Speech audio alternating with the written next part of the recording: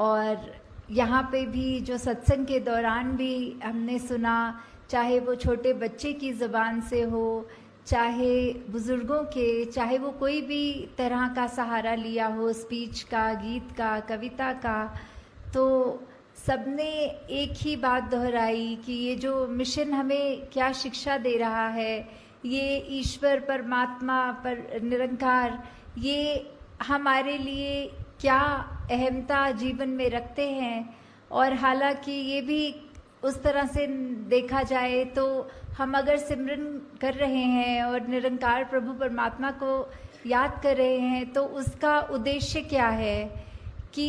निरंकार को तो कोई फ़र्क नहीं पड़ेगा कि हम अगर निरंकार को याद रख रहे हैं कि नहीं,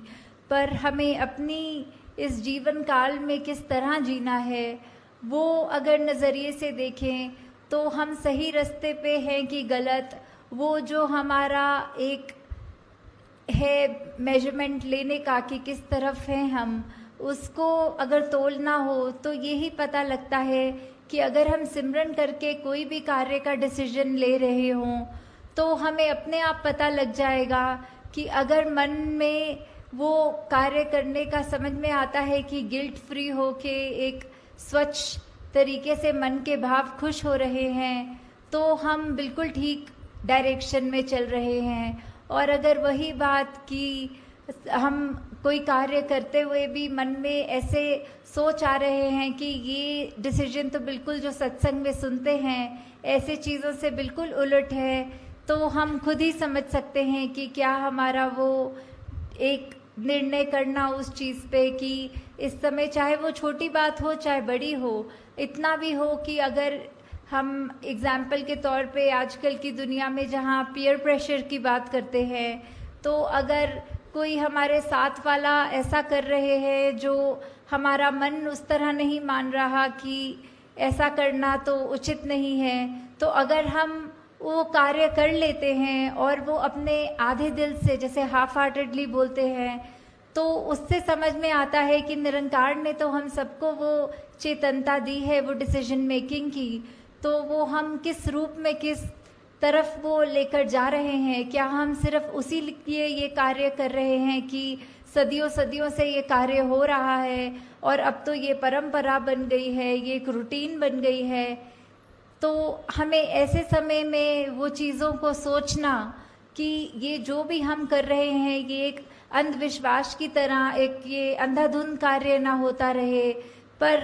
किस तरफ हमारी सोच हमें जो सही मार्ग दिखा रही है, जो निरंकार प्रभु परमात्मा का आसरा लेने के बाद जो ये सोच बन जाती है, तो वो कभी भी हमें गलत रास्ते नहीं जाने देता। और साथ ही जहाँ आज हम सत्संग में ये बहुत अलग तरह की भावना भाषाओं में सुन रहे थे, कोई प्रेम, नम्रता, करुणा की बात, कोई विशालता की बात, कोई इस निरंकार की महिमा का बयान करते हुए या फिर सिर्फ अपने मन के भाव कर रहे थे, तो यही सोच में ध्यान में बात आ रही थी कि किस तरह चाहे हम कहीं से भी आए हों, हम एक दूसरे को सत्संग में यहाँ बैठ रहे हैं, हमारे आगे पीछे दाएं बाएं जो बैठ रहे हैं हम उनको जानते भी नहीं, उनका नाम भी नहीं जान सकते, तो जहाँ हम इतने छोटे से कमरे में बैठे हैं तो एक दूसरे को नहीं जानते, और तो जो विश्व की बात आती है तो ऐसे तो कितने अनगिनत देश हैं और कितनी पॉपुलेशन वर्ल्ड की है, तो हम किसी को भी उस तरह नहीं जानते। तो ये जो बात आती है कि हमने संसार में सभी से प्यार करना है, तो वो कैसे अचीव हो पाएगा। हम नहीं तो एक अगर किसी को जानते हों उसको तो प्यार कर लेते हैं, एक अजनबी की जहाँ बात आती है उसको कैसे प्यार करना है। तो बात सिर्फ इतनी सी ही है कि जो हमारी आत्मा का स्रोत है वो निरंकार ही है, तो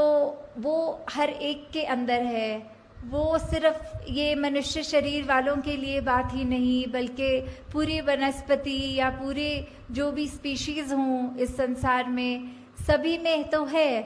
पर ये मनुष्य में हम हैं तो हमारे पास वो पोटेंशली वो जीवन मिल गया जहाँ हम अपने इस सोर्स ऑफ ओरिजिनेशन इस परमात्मा को जान सक रहे हैं। तो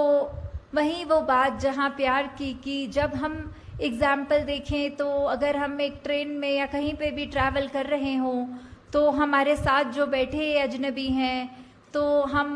वो उसको एकदम से तो उसके लिए ऐसे हमारे भाव नहीं आएंगे, पर जैसे जैसे बात चलती है आगे, ट्रेन की जर्नी चल रही है, तो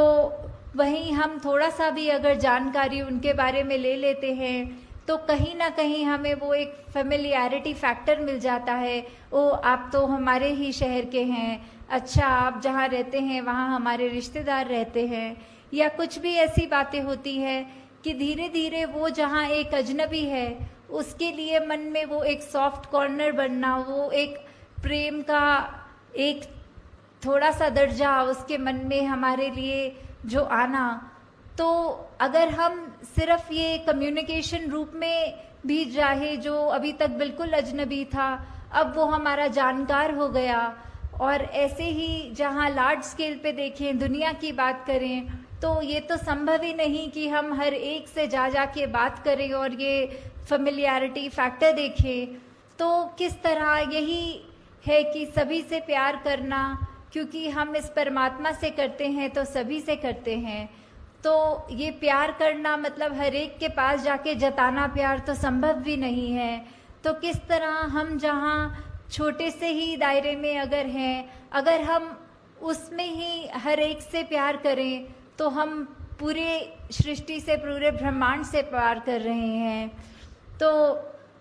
ये भी कैसे हो जाता है जहाँ आज की दुनिया में एक ब्लड रिलेटिव्स, एक इमीडिएट फैमिली के ही सदस्य आपस में ठीक से बात नहीं कर सकते या एक दूसरे का निरादर करते हैं, या फिर अपने बोलों में ऐसे कठोर वचन से एक दूसरे का दिल दुखाते हैं। तो जहाँ पे आज की दुनिया में ये भी संभव नहीं कि हम एक परिवार में माता पिता, बच्चे, ग्रैंड पेरेंट्स या बस इतने से ही एक हार्मनी में जी सकें, तो ये विश्व में ये शांति की बात या फिर प्यार की बात इसको स्थापित करनी है तो हमने खुद ही देखना है इसको कैसे स्थापित कर सकेंगे। जब हम एक दूसरे की बात मानेंगे, और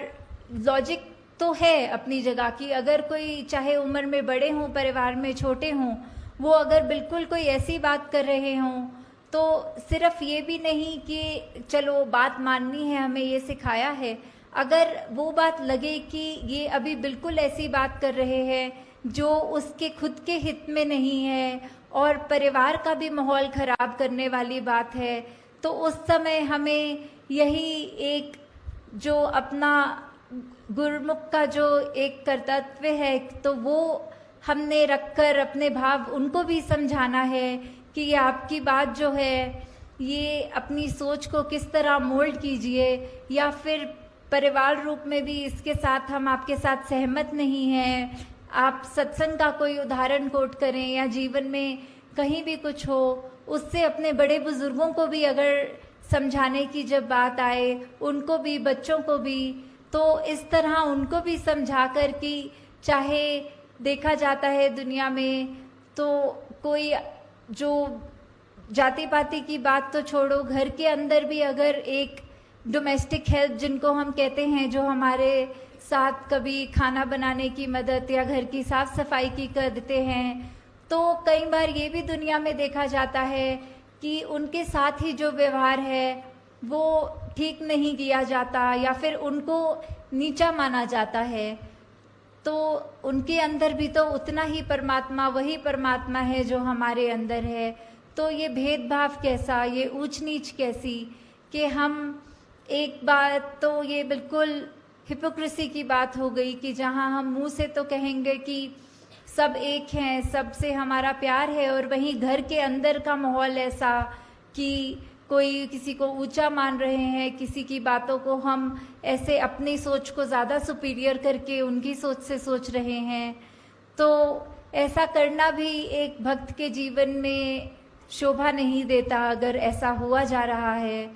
तो किस तरह हर एक से हम सिर्फ एक वो प्योर इंटेंशन से जब प्यार करेंगे तो वो दायरा हमारा अपने आप बढ़ता जाएगा। जब हमको घर में वो एक खुशी का माहौल इस्टेब्लिश हो जाए, धीरे धीरे जहाँ हम स्कूलों में पढ़ते हैं या काम करते हैं ऑफिसेज में, धीरे धीरे वही माहौल हम जब वहाँ लाएंगे तो एक ये जो रिपल इफेक्ट होता है, जो एक बूंद अगर कहीं पानी में गिरती है तो उसकी एक भीनी भीनी लेयर्स करके वो आगे की ओर जैसे बढ़ता है, तो वही एक विश्व में बात पहुँचेगी। और ऐसे ही ये हम विश्व में चाहे कोई कहीं से भी आया हो, उसको उतना ही प्यार, वो चाहे पहली बार जीवन में मिल रहा हो, बिल्कुल ये अपनेपन की ये एक भावना जो है, उससे जब हम किसी को मिलेंगे, एक मुस्कुरा कर देखेंगे, एक धन्यकार रूप में अपने अहंकार को उनके कदम में रखकर वो नमस्कार रूप चरणों में सर झुकाकर या हाथ जोड़कर जब करेंगे, तो उसी से हम अपने आगे दूसरों तक वो प्यार पहुंचा रहे हैं। तो बहुत बार दुनिया में देखा है कि काफ़ी सब कहते हैं हमें ये पसंद नहीं है, हम एक क्रांति लाना चाह रहे हैं। तो सबसे बड़ी क्रांति तो एक हर एक के अपने मन की क्रांति होगी, जहाँ एक कोई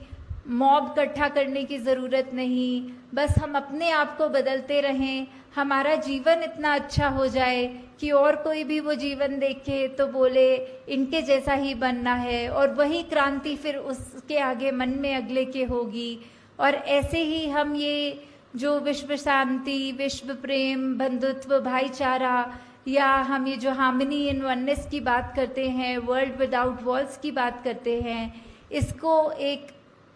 अचीव करना संभव हो सकेगा। जैसे कहा भी जाता है कि अगर हम किसी को मिल रहे हों तो एक जो हैंडशेक की बात होती है, तो we can not shake a person's hand if our own fist is clenched. एक दायरा, एक तंग दिल्ली, एक मुट्ठी ऐसे जकड़ के बंद कर लेने से हम वो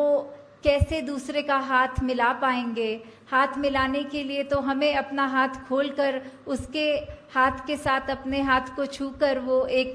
रिश्ता मन से कायम करके उससे हैंडशेक कर सकेंगे। तो दातार सब पे कृपा करे कि आप सब जहाँ हर पल कोशिश करते हैं कि एक बेहतर इंसान बन सकें, वहाँ पर साथ ही साथ जब तक ये प्रभु परमात्मा निरंकार की सोच मन में है, किस तरह का संतों ने युगों युगों से सिखाया है कि एक मनुष्य की ये ह्यूमन क्वालिटीज़ क्या होती हैं, वो ज़्यादा से ज़्यादा अपने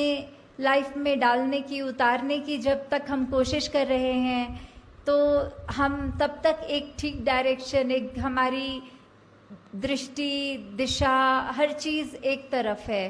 तो वो सही तरफ है कि गलत है, वो हमने तय करना है। और वो निरंकार का सहारा लेते हुए अपने आसपास के जो भी संत महात्मा हैं, वो जो अच्छी शिक्षा दें, वो शिक्षा को ग्रहण करते हुए अपने जीवन को और सुधारना है। और दूसरों पे भी कोई टिप्पणी करने की ज़रूरत नहीं कि ये तो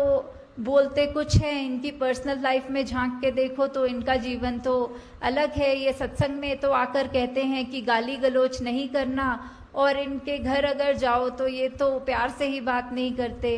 तो वो उनकी अपनी ज़िंदगी है, वो जो रिश्ता उनका फिर आगे निरंकार को पता है उनके साथ क्या करना है। हमने कुछ वो नहीं सोचना कि ऐसा व्यक्ति कहता कुछ है करता कुछ है। हमें सिर्फ अपने लिए, हमारे हित के लिए क्या है वो देखना है कि अगर ऐसा कोई इंसान जिसका हमें पता है कि कर्म रूप अच्छा नहीं पर वो बात अच्छी कर रहा है, उस बात को ग्रहण करना है। जैसे हम सब ने बहुत बार ये एग्जाम्पल सत्संग में सुना भी है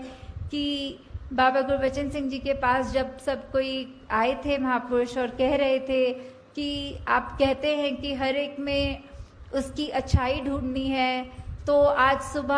आते समय संगत के एक शराबी जो नाले में गिरा हुआ था वो दृश्य देखने को मिला, तो उसमें से क्या अच्छाई अपने जीवन में डालें। तो बाबा जी ने आगे से यही उत्तर दिया कि आप ये सोच लो कि उसका जो जीवन है, हमें ऐसा अपना जीवन नहीं बनाना। हमें अपनी सोच को या कर्म रूप में इतना नहीं गिराना कि अपना कहाँ लेटे हैं, कहाँ बैठे हैं, व्यवहार कैसा है, वो अच्छा ही रखना है। दूसरों की अगर खामियां हैं तो उससे यही सीखो कि हमारे अंदर ये ऐसी खामी ना आ जाए। तो दासी आपका और समय नहीं लेना चाहती और 11 बजे से सब आप पहले ही संगत आए हैं, तो यही एक कामना रखते हुए कि हर एक महापुरुष जो आज यहाँ है वो सिर्फ अपने ऊपर स्वयं के सुधार के ऊपर ही फोकस्ड रहते हुए ये बात मन में लेकर जाएं कि जो भी बात अच्छी लगे, चाहे संसार में रहते हुए चाहे सत्संग में रहते हुए,